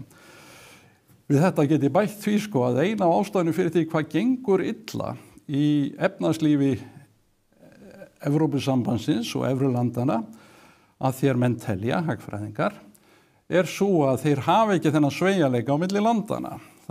það er að segja að lönd eins og Ítalía og Spánn hefðu kannski þurft á lægra gengi myntar að halda sko og meðan gengi hefðu miðast meira við það sem til dæmis efnahagskerfið og efnahagslega framleiðslu í Þýskalandi. Þannig að þau hafa mist þennan sveigjanleika sem dregur úr hagvexti af ástæðum sem rakti. Það er að segja að ef maður hefur ekki sveigjanleika í mynt þá verður maður að aðlagast í magnstærðum, atvinnu og framleiðslu og öðru slíku. Niðurstaðan sem þú dregur af því að því að nú er sagt að íslenska krónan sé minnsta mynt í heimið og algjör örmynt sem eigi sér ekki viðreisna von í heimið þar sem að stórveldin takast á miklar hagsmunir þar sem við erum algjör peð. Geta menn til framtíðar byggt sína reist umgjörð það sem að svona lítil mynt við lýði, jafnvel þó að það hafi þennan sveigjanleika í för með sér?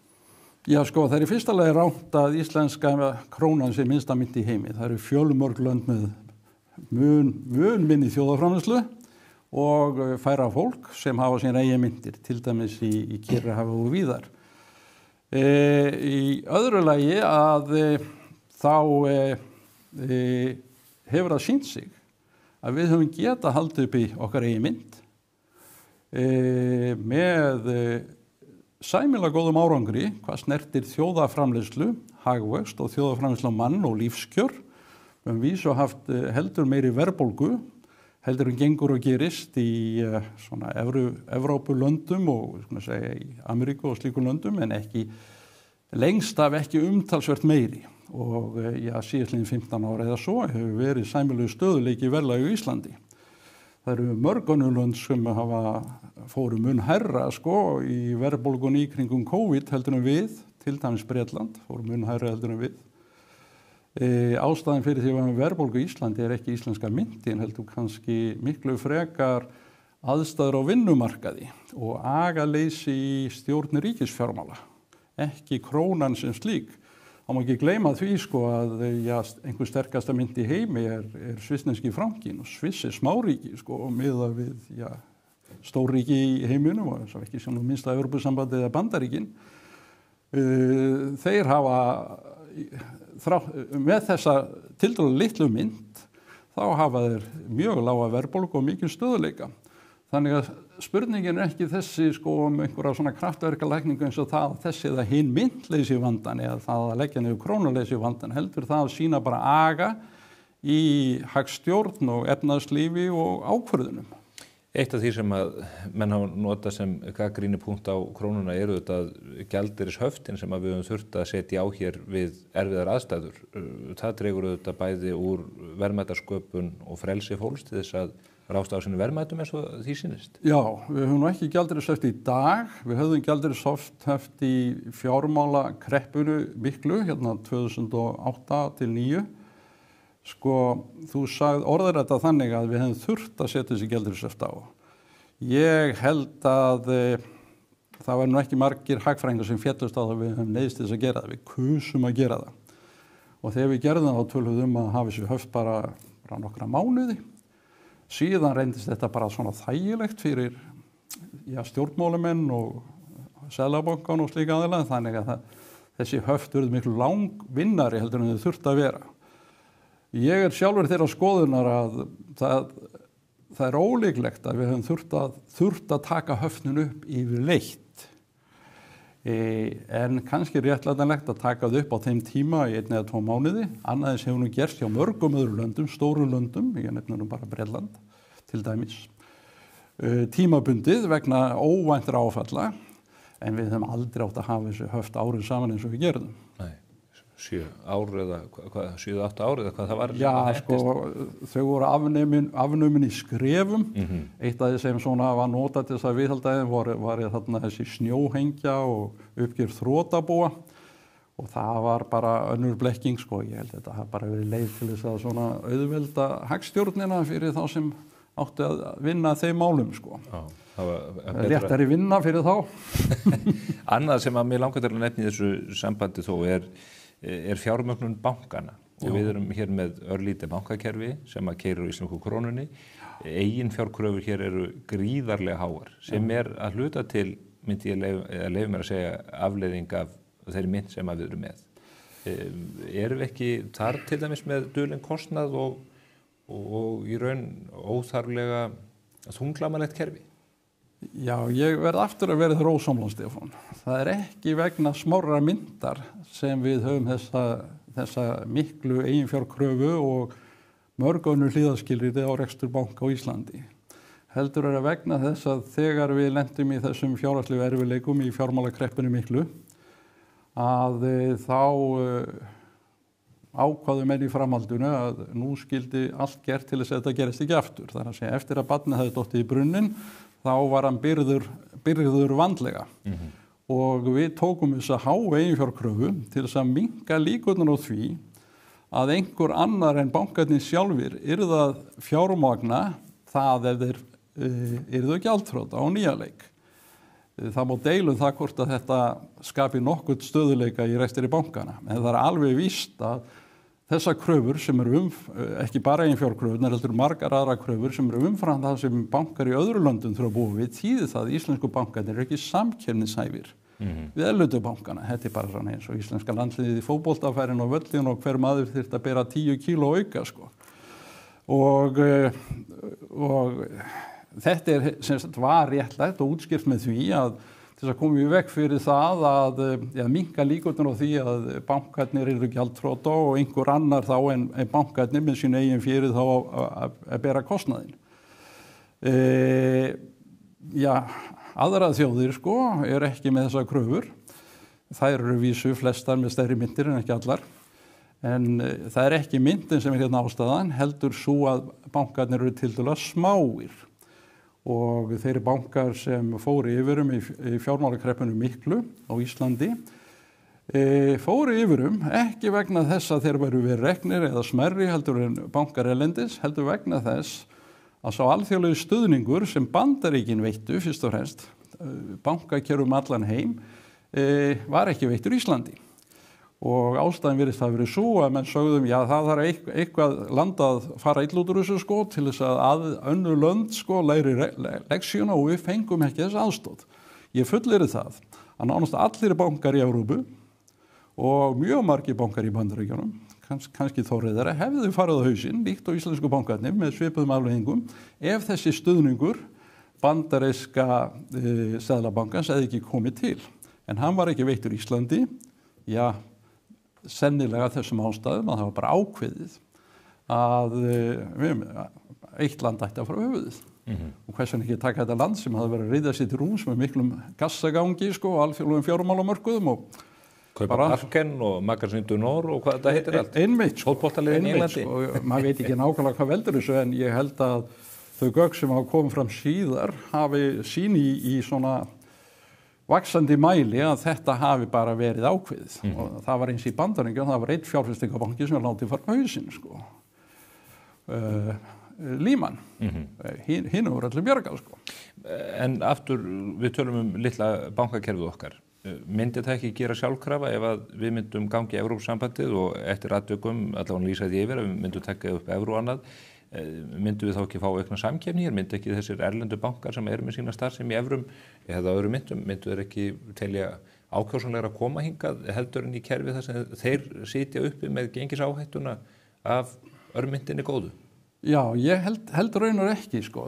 Fyrsta lagi, sko, geta þeir stofna útibú í Íslandi eða þeir vilja og þeir gætu lánað í evrum hvort sem sko. Og jafnvel lánið í íslensku krónum og þess vegna fyrir þessari gengisáttu sem það talar þá það algjörir smámunir fyrir slíka banka.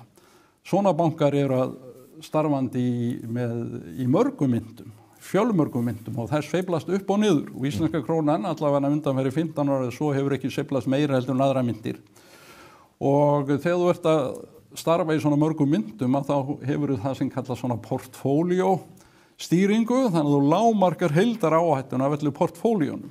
Þannig að þeirra gjaldmiðils áhætta því að vera með starf á Íslandi og lána íslensku krónum væri algjörlega hverfandi.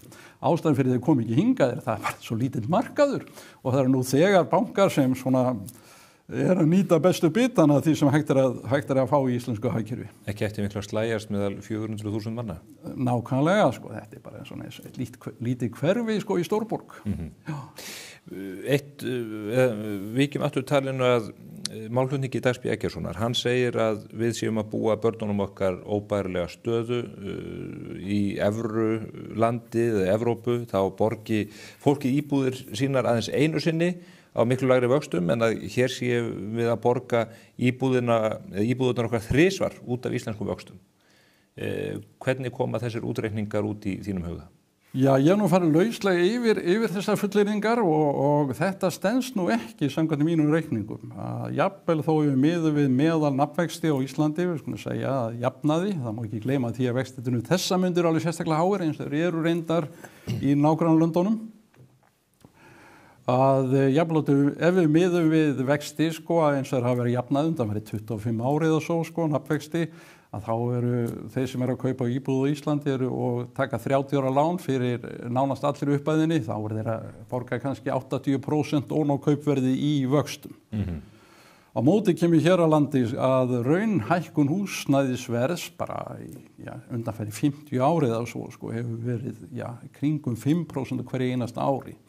Þannig að ef menn komast í gegnum útborgununa, eða réttar að sagt eða geta fjármagnað kaupin í upphafi, þá munið hagnast á kaupunum þrátt fyrir hærri vext á Íslandi, hærri nafnvexti heldur en gengur og gerist erlendis.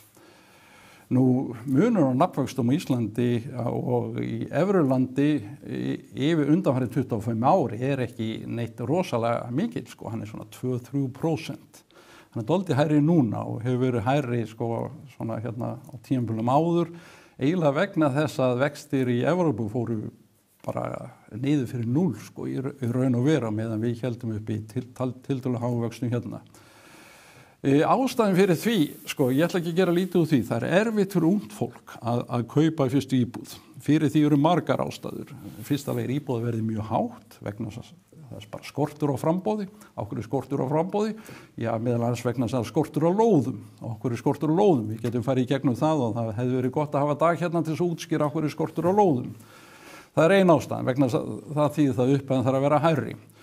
Öðru lagi að þá eru sko hlíðaskilyrði sem eru sett af Seðlabanka Íslands.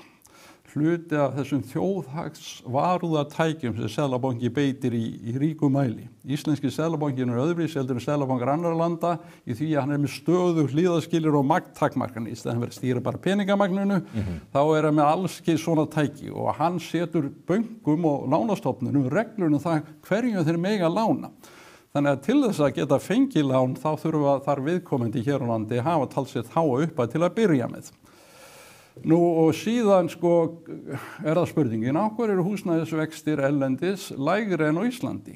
Ástæðan er ekki evran. Við sjáum það á því að húsnæðisvextir í Sviss eru miklu lægri eða með því lægsta sem gerist bara í heiminum sko og ekki hafa þeir evru og þeir eru ekki einu sinni EES. Ástæðan fyrir því að í mörgum löndum Evrópusambandsins eru húsnæðisvextir lágir og tiltölulega auðvelt að eignast húsnæði svo að þessi lönd hafa byggt upp gott húsnæðisstuðningskerfi sem okkur hefur ekki lánast að gera á Íslandi. Þannig að auðveldasta leiðin til þess að lækka vexti til húsnæðiskaupa og gera ungu fólki kleift að eigna sitt eigið húsnæði sem er mjög verðugt þjóðslegt markmið og bara sjálfsagt. Mér líka við að segja mannréttindi, allavega meiri mannréttindi heldur en margt annað sem er talið mannréttindi, er svo að við byggjum upp öflugt húsnæðisstuðningskerfi. Þannig að ungu fólki sem er vinnandi og vill efla sinn hag, að því gefist kostur á eignast húsnæði með svona sæmilega aðgengilegum og auðveldum kjörum.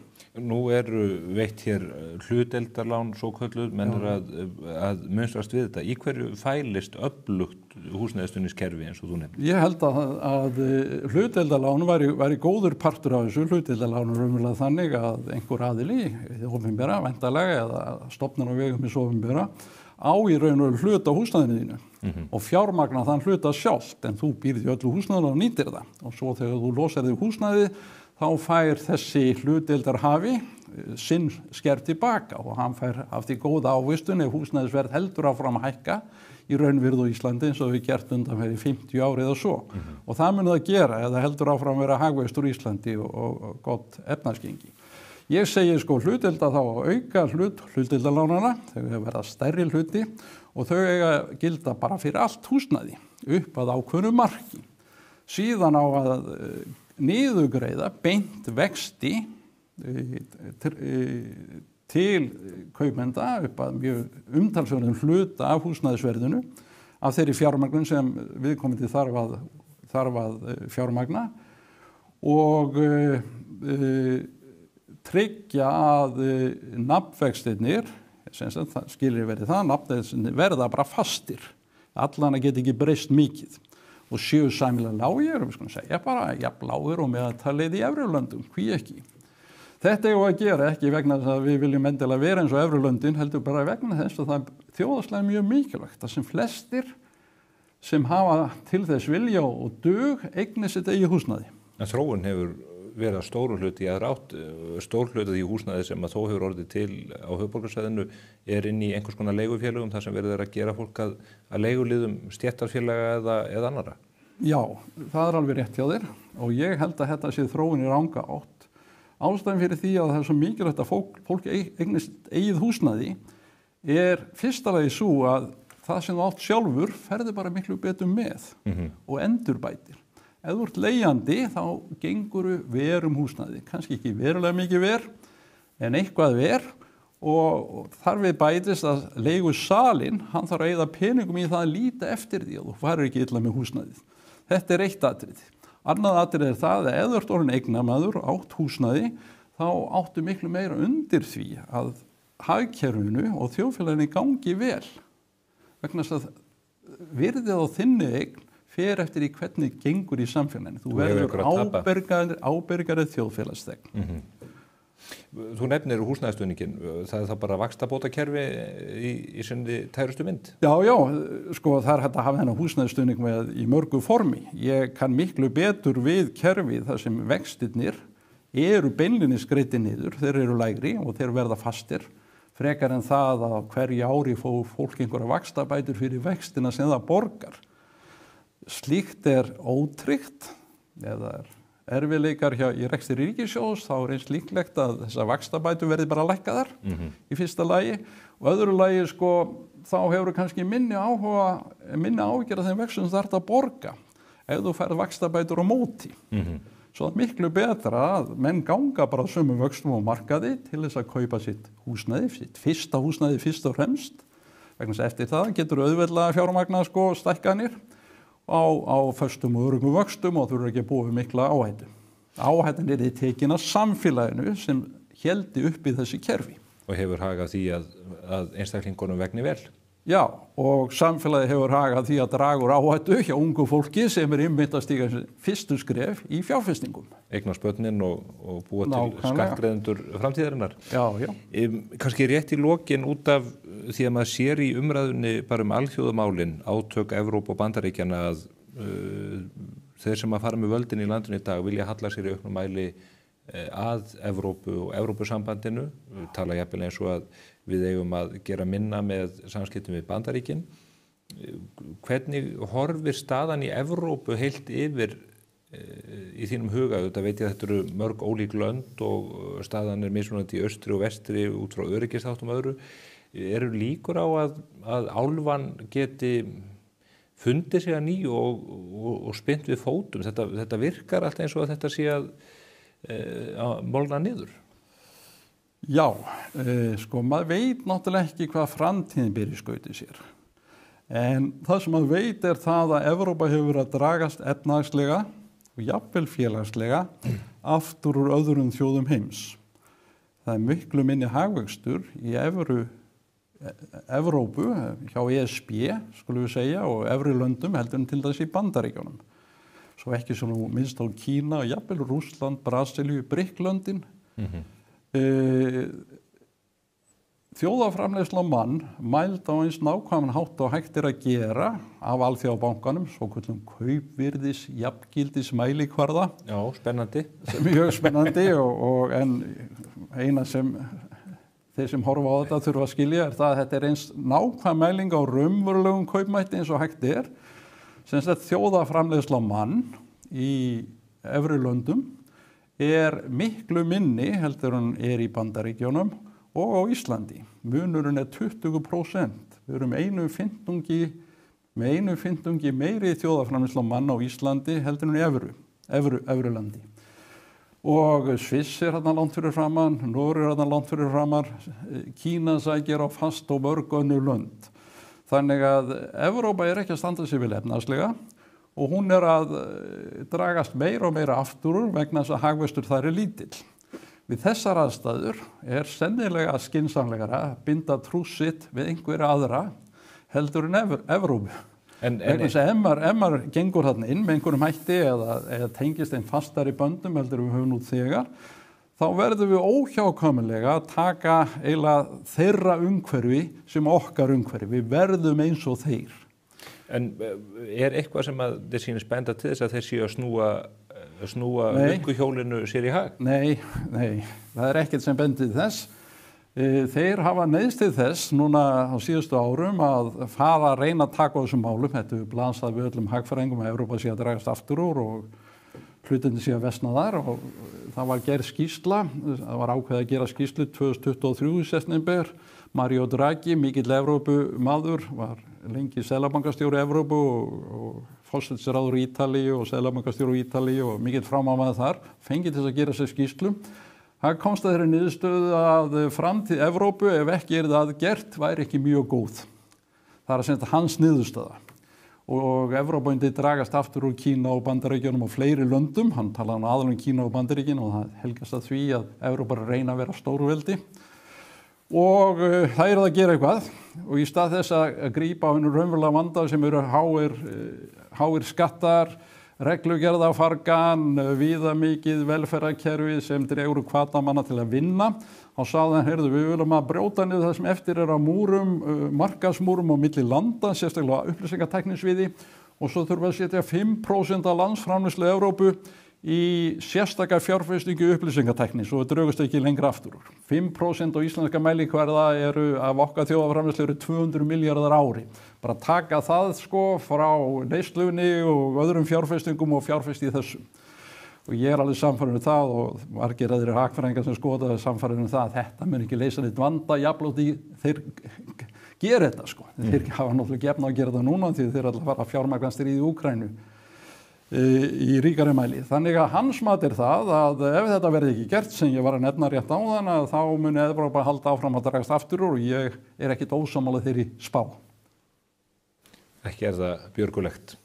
Nei, og viljum við vera á þessu skipi? Helst ekki. Okkar eigin flegi helst. Nei. Ragnar Árnason, þakka þér kærlega fyrir. Hver veit nema ég ná að draga dag hér til mín í næstu viku til þess að snúa þessu öllu við. En þá ekki meira á vettvangi spursmála þennan föstudaginn. Við þökkum ykkur fyrir samfylgdina og hlökkum til að sjá okkur hér að viku liðinni. Verið sæl.